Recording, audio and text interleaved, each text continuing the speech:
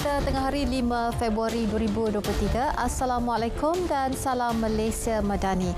Anda bersama saya Miza Yusni Mamat dan berikut paparan utama tengah hari ini. Perdana Menteri mahu masyarakat sama-sama berkukuh perpaduan dan kerukunan demi negara.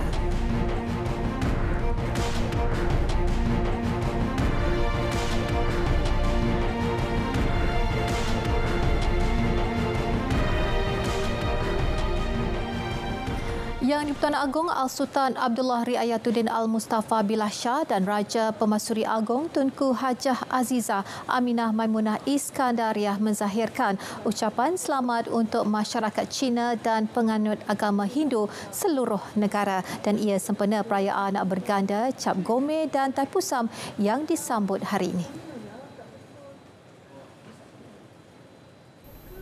Menerusi catatan di Facebook Istana Negara, Seri Paduka Berdua berharap perayaan Cap Gome akan membawa keceriaan, kesejahteraan dan keamanan kepada yang semua menyambutnya.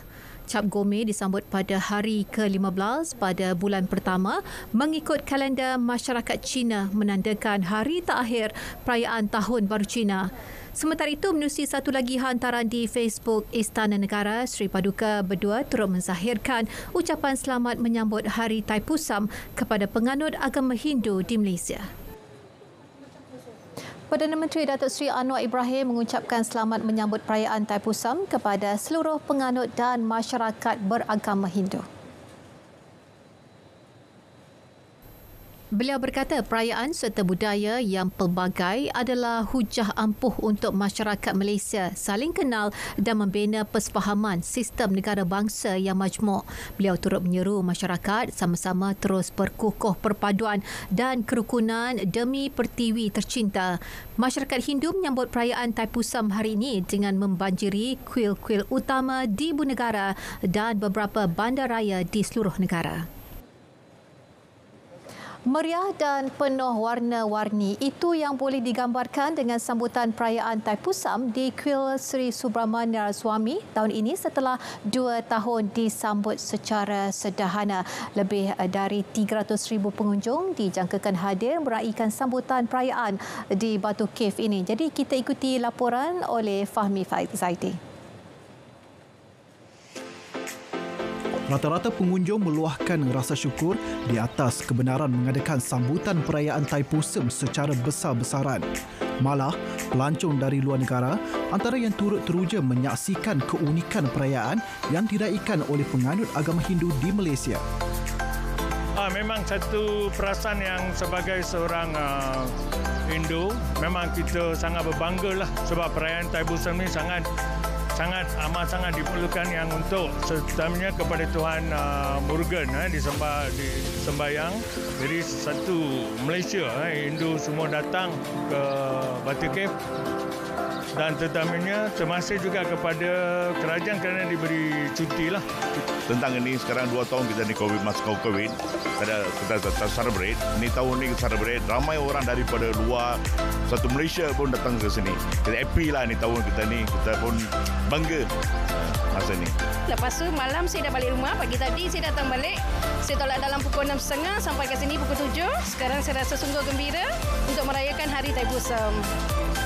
That's pretty impressive because I haven't expected that much people here. It's pretty big Indian culture here in Malaysia. Selain itu, perayaan Taipusam juga turut membuka rezeki kepada peniaga-peniaga kecil yang berniaga di sekitar kawasan kuil. Kita orang ada dekat sini start dari semalam. Semalam pun dah start meriah sampai hari ini and dijangka sampai malam. And selain dapat menyaksikan Taipusam ni, perayaan dari pelbagai kaum, kita orang dapat juga membuka rezeki lah untuk peniaga kecil macam kita orang ni. Inilah bagusnya Malaysia berbilang kaum. This is after 3 years, memang first time after 3 years memang kita dapat start buat business and banyak jugalah support daripada crowd and business pun memang agak supportive daripada apa yang kita jangkakan lah. Taipusam yang diraih pada bulan Tai, bulan ke-10 dalam kalender Tamil, disambut penganut agama Hindu sempena memperingati kelahiran Dewa Murugan. Setelah 2 tahun disambut secara sederhana berikutan oleh Perintah Kawalan Pergerakan PKP dan juga penularan COVID-19, tahun ini sambutan perayaan Thaipusam kembali meriah. Dan yang istimewanya, tahun ini juga pelancong luar turut sama-sama membanjiri kuil Sri Subramania Swami untuk sama-sama menyaksikan sambutan Hari Thaipusam ini. Inilah salah satu kelebihan dan keunikan perayaan di Malaysia. Fahmi Zaidi, RTM. Ribuan pengunjung terus memanjiri kuil Sri Subramania Swami di Batu Cave bagi meraihkan perayaan Thaipusam. Lokasi itu antara kawasan tumpuan utama penganut agama Hindu dari sekitar ibu negara setiap kali menjelangnya perayaan tersebut. Jadi untuk perkembangannya, terus saja bersama wartawan Muhammad Ashraf Ishak di lokasi. Silakan Ashraf. Ya, Miza, kemeriahan sambutan Thaipusam pada waktu tengah hari di kuil Sri Subramania Swami di Batu Cave ini masih dapat dirasai walaupun keadaan cuaca yang agak panas ketika ini. Dan jika dibandingkan dengan pagi tadi, jumlah pengunjung yang hadir di sini sedikit berkurangan, di mana para pengunjung yang terdiri daripada penganut agama Hindu, pelancong sudah pun mula beransur meninggalkan kawasan kuil ini. Dan bagaimanapun keadaan di sini masih lagi meriah dan penuh warna-warni setelah lebih 2 tahun tidak dapat dilaksanakan secara besar-besaran. Dan pihak polis dan pihak pengurusan kuil juga menganggarkan jumlah pengunjung yang hadir di sini boleh mencecah sehingga 1 juta lebih pengunjung di sini. Dan untuk maklumat anda, perayaan Thaipusam ini disambut pada malam bulan purnama, bulan Thai mengikut kalender Hindu yang kebiasaannya jatuh sekitar pada bulan Januari atau bulan Februari. Dan dia juga merupakan cuti umum bagi beberapa buah negeri di dalam negara kita. Dan bagi penganut agama Hindu, peluang menghadiri upacara keagamaan di sini digunakan untuk menyempurnakan nazar masing-masing dengan membawa pal kudem iaitu belanga susu dan kavadi selain memecahkan kelapa serta mencukur rambut sebagai penembus dosa. Dan sambutan Thaipusam ini sudah pun bermula sejak semalam dengan perarakan pedati Perak iaitu perarakan Arca membawa Dewa Murugan dan 2 isterinya iaitu Dewi Wali dan Dewi Teiwanai dari kuil Sri Mahamariaman dari jalan Tun HS Lee di sini ke Batu Cave bermula malam tadi dan tiba di sini pada pagi tadi. Dan antara tetamu kenamaan yang hadir di sini pada hari ini dalam sambutan Thaipusam di sini, antaranya yang saya boleh sebutkan adalah Yang Berhormat Menteri Sumber Manusia iaitu V. Sivakumar, Pengerusi Kuil Sri Mahamariaman Tan Sri R. Nadaraja dan Ahli Parlimen Tapah Yang Berhormat M. Saravanan. Dan selain daripada itu juga, aspek keselamatan antara yang dititik beratkan di sini apabila di mana seramai 1,888 pegawai dan anggota polis ditempatkan di Batu Cave ini sepanjang sambutan Thaipusam pada kali ini. Dan selain itu juga seramai 5,000 sukarelawan turut ditempatkan di sini seperti anggota pasukan perubatan bagi memastikan kelancaran sambutan Thaipusam pada kali ini. Dan saya kira setakat itu saja perkongsian terkini yang dapat saya bawakan dari Batu Cave sempena dengan sambutan perayaan Thaipusam. Kita kembali bersama Miza di Angkasa Puri. Silakan Miza. Baik, terima kasih Ashraf. Semua syarikat telekomunikasi dialu-alukan untuk menawarkan pakej perpaduan jalur lebar yang terbaik kepada pengguna. Jelas Menteri Komunikasi dan Digital KKD Fahmi Fadzil, ia termasuk kriteria pelanggan sasaran selain daripada kelompok B40.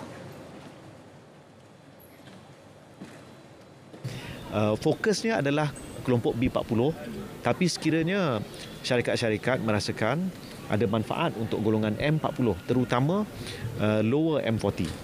Mereka ni adalah golongan yang seringkali menimbulkan keresahan sebab kelihatan seperti hanya B40 saja yang dibantu. Tapi asasnya adalah B40. Sekiranya ada yang, tapi itu yang paling basic lah. Ya. Macam contoh, TM RM69, 30 Mbps. Time RM69 juga, tapi 100 Mbps. Selain itu, KKD juga akan menyediakan pangkalan data kepada penyedia perkhidmatan jalur lebar untuk mengenal pasti golongan yang layak mendapat manfaat itu. Beliau berkata demikian semasa menghadiri Majlis Ramah Mesra dan gotong royong di Dewan Serbaguna Residensi Suria Pantai. Pada majlis itu, Fahmi turut meluluskan peruntukan sebanyak RM20,000 bagi pemasangan kamera lita tertutup di residensi berkenaan selain mengambil maklum isu-isu berbangkit penduduk setempat.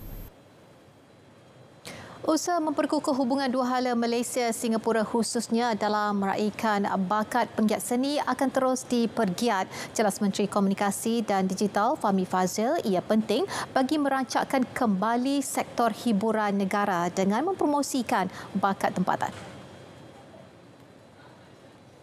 Tambahnya, ia juga bagi memulihkan kembali sektor berkenaan selepas terjejas akibat penularan pandemik COVID-19. Dah lama kita tak saksikan program yang mantap, yang cemerlang dengan some of the best talent in Malaysia dan Singapura, dan saya rasa memang ramai yang akan rasa macam tak cukup, macam we need some more tau. Bila dengar Datuk K. Ibrahim dengan Datuk Rami Sarip ya, dengan Datuk Francisca Peter, rasa macam wow. And then the young talent kan, so many of them. Jadi saya sangat-sangat teruja, saya sangat-sangat gembira. Saya harap kita dapat usahakan lebih banyak program macam ni.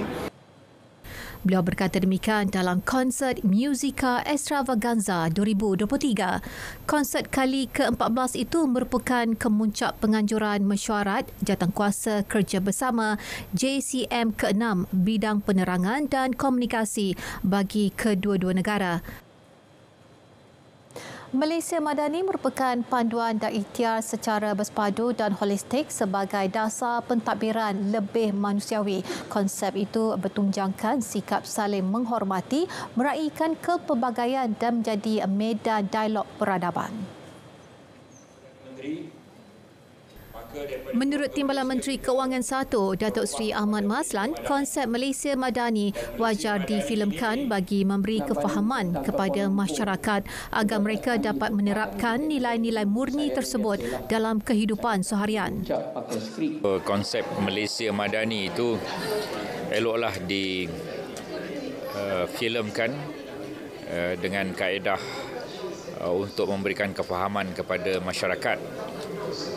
Kefahaman kita bahawa Madani itu kemajuan 3 tahap, kemajuan pemikiran, kemajuan kerohanian, kemajuan kebendaan.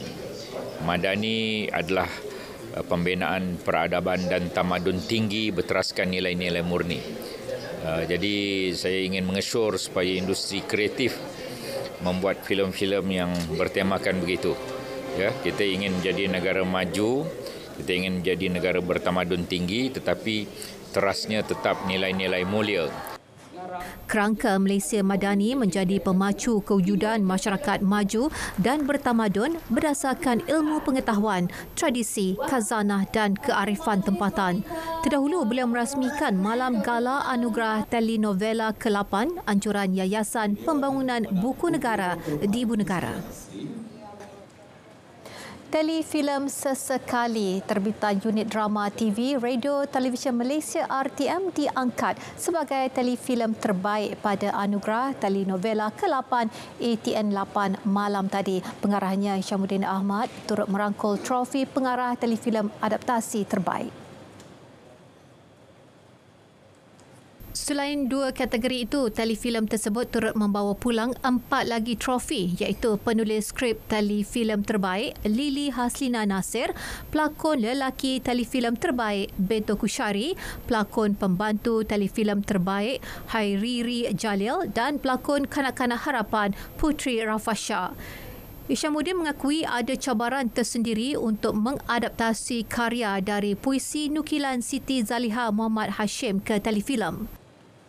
Mungkin dari aspek naratif, bagaimana seorang kecintaan seorang bapa terhadap kasih sayang dia kepada anak dia. bagaimana perjuangan seorang bapa membesarkan anak dalam lingkungan-lingkungan yang memberi halangan dari sudut ekonomi dan sebagainya. Dan saya rasakan satu telefilm ini memberi satu kesan, juga memberi satu impak dari aspek penontonan berkaitan mengisahkan tentang kecintaan, kasih sayang, dan juga bagaimana individu-individu yang berada dalam titik terendah itu untuk bangkit. Beliau ditemui selepas hadir dalam Temu Bual Selamat Pagi Malaysia di Angkasa Puri. Sementara itu, lakonan hebat pelakon Fatimah Abu Bakar menerusi telefilm Pendoa Yang Ikhlas terbitan unit drama TV RTM berjaya mengangkatnya sebagai pelakon wanita telefilm terbaik. Sebanyak 106 telenovela berentap bagi merebut trofi lebih 40 kategori pada ATN ke-8. Seorang pekerja kilang nyaris maut selepas motosikal yang ditunggangnya terperosok ke bawah lori trailer. Kemalangan berlaku di Kampung Bukit Cam, Jeneri, Sik Kedah kira-kira pukul 6.15 pagi tadi.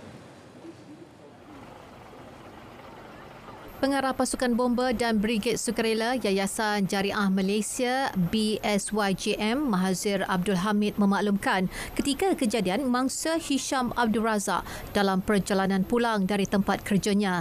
Sebaik tiba di tempat kejadian, sebuah lori trailer secara tiba-tiba membelok di tengah-tengah jalan. Tidak sempat mengelak, mangsa dan motosikalnya terperosok ke bahagian bawah trailer namun selamat. Mangsa dihantar ke Hospital Sik untuk rawatan lanjut. Kita harus memanfaatkan kekuatan yang ada untuk menjana pertumbuhan ekonomi yang lebih meyakinkan. Maka tumpuan kerajaan perpaduan sekarang adalah untuk meningkatkan segala usaha untuk memastikan ada keyakinan tumpuan baru yang boleh meningkatkan dan memacu pertumbuhan ekonomi yang lebih meyakinkan. Kerana sistem politik dan tadbir urus tata kelola yang lebih baik, yang bersih dari rasuah dan penyalahgunaan kuasa.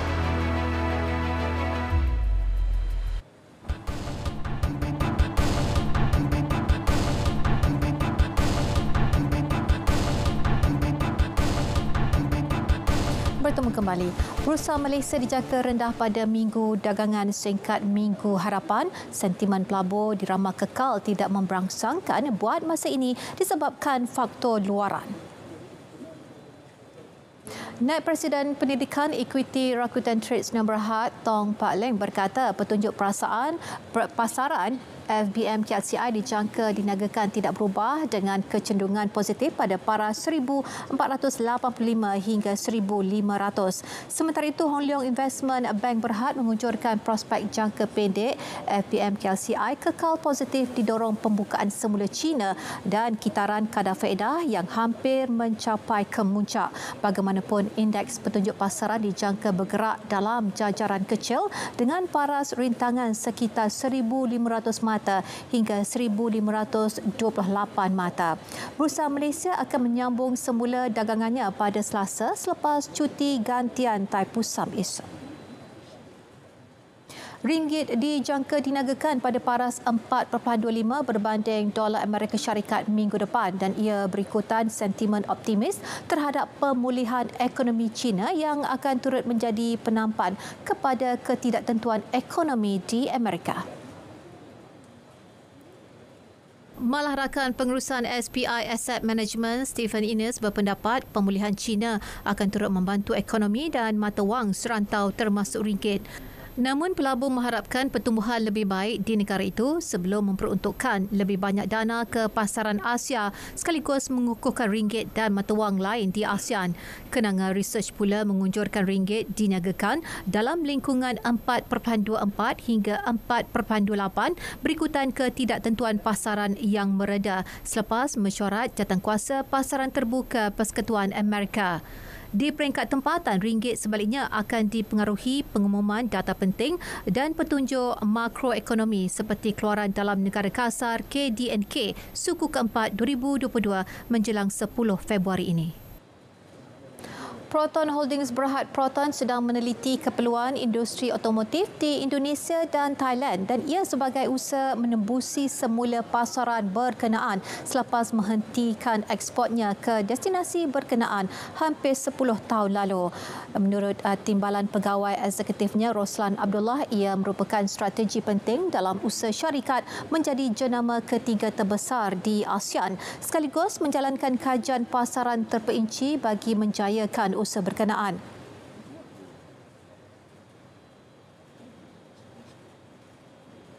Sebenarnya sebab Proton memang dah wujud di kedua negara. Memang kita ada small team dah kat sana.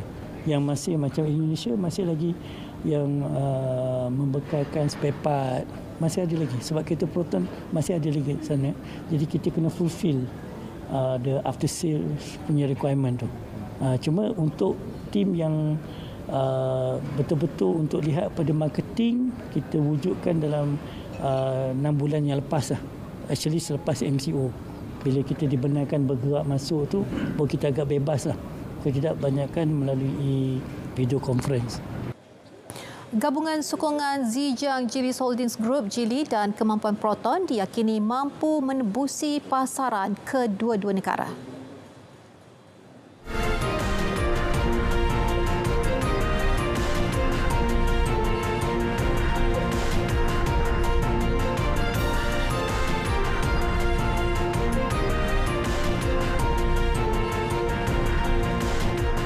Belon pengintip China ditembak jatuh oleh pesawat pejuang tentera Amerika Syarikat ketika ia terapung di pantai Carolina Selatan semalam. Tembakan itu berlaku sejurus selepas Amerika mengarahkan supaya penerbangan di sekitar pantai berkenaan dihentikan sebagai usaha menjaga keselamatan negara. Setiausaha Pertahanan Lloyd Austin memaklumkan belon berkenaan digunakan oleh China dalam percubaan untuk mengawasi tapak strategi di benua Amerika Syarikat. Presiden Joe Biden mengaku bertanggungjawab mengarahkan Pentagon pada Rabu lalu untuk menembak jatuh belon pengintip tersebut secepat mungkin. China sebelum ini menyatakan kekesalan kerana belon yang digunakan untuk tujuan meteorologi awam dan tujuan saintifik lain itu tersasar ke ruang udara Amerika.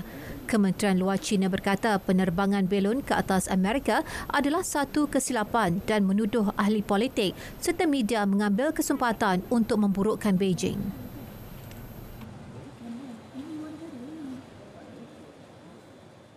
Suruhanjaya Tinggi Pertubuhan Bangsa Bersatu bagi Pelarian UNHCR menggesa Israel dan Palestin menamatkan ketegangan yang kian memuncak.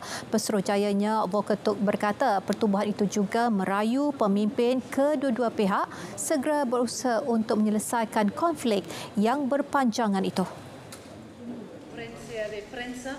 Turk turut mendedahkan rekod rakyat Palestin yang terbunuh di tebing barat yang diceroboh Israel termasuk timur Baitul Maqdis pada tahun lalu selain kematian warga Israel sendiri.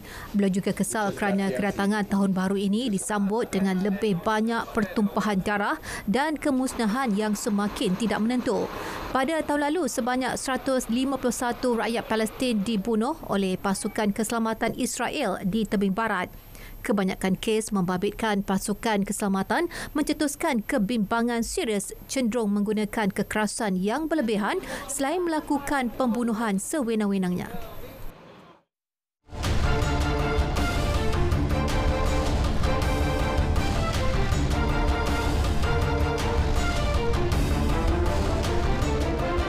Senarai petinju negara yang akan menggalas cabaran ke Sukan SEA Kemboja 2023 akan diketahui hujung Februari ini. Perkara tersebut diumumkan oleh Presiden Persekutuan Tinju Malaysia PTM Datuk Muhammad Irwan Zulkifli.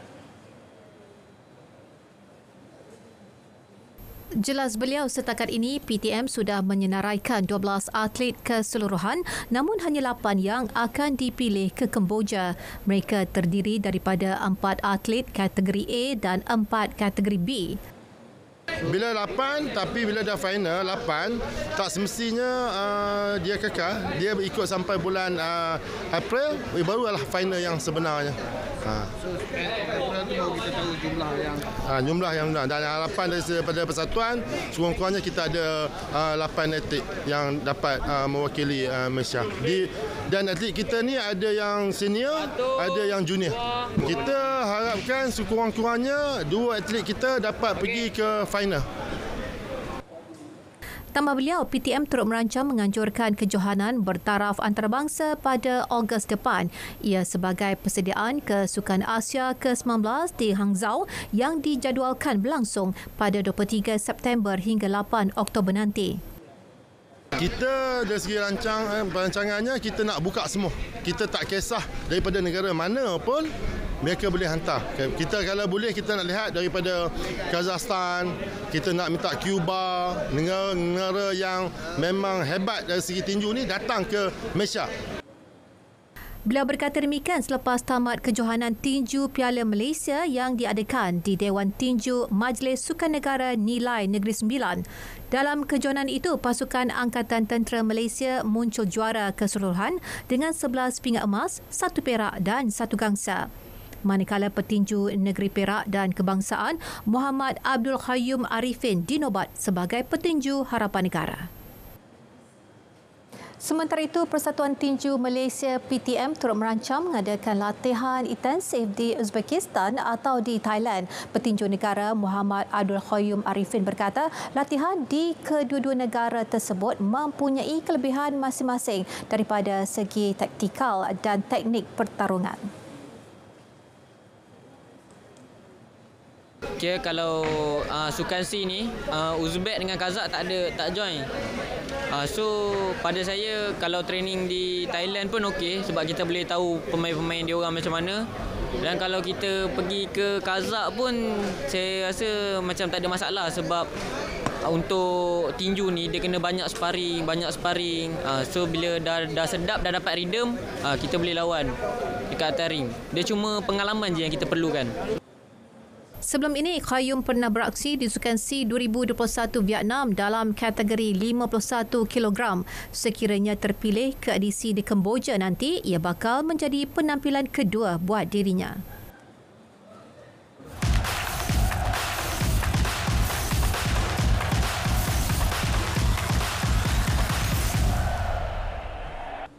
Baik, berita tengah hari berakhir di sini. Dapatkan perkembangan sahih sepanjang masa melalui portal berita rtm.gov.my. Selamat menyambut Hari Thaipusam kepada seluruh penganut agama Hindu. Semoga sambutan perayaan ini dapat disambut dalam suasana gembira dan harmoni. Dengan itu, Assalamualaikum dan salam Malaysia Madani.